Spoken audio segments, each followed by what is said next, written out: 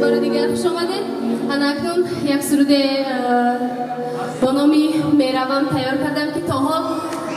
اون سرود هیچ که نشنویده. اولی شنونده شما باشید. زنده باشید.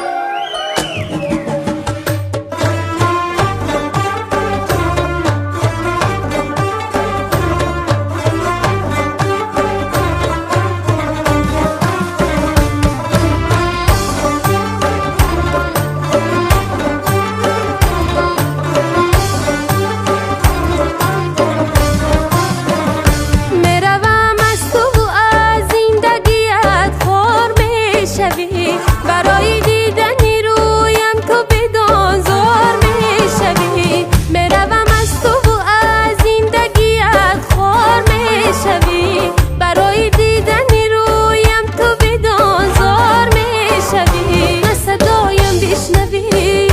نه سیمایم بینی هی و یادت میرسم هر بار تو افکار میشوی نه صدایم بشنوی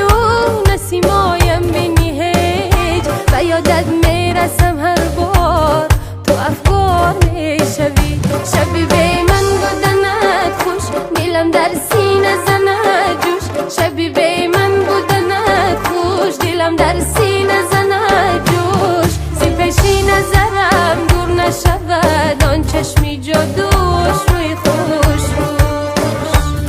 زی پیشی نظرم دور نشود آن چشمی جادوش روی خوش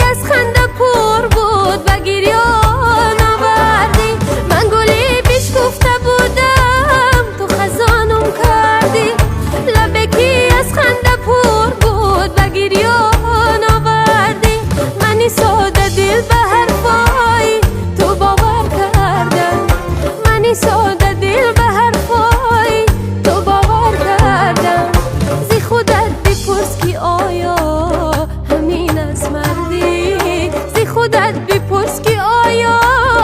همین از مردی شبی بی من بودنت خوش دلم در سینه زند جوش شبی بی من بودنت خوش دلم در سینه زند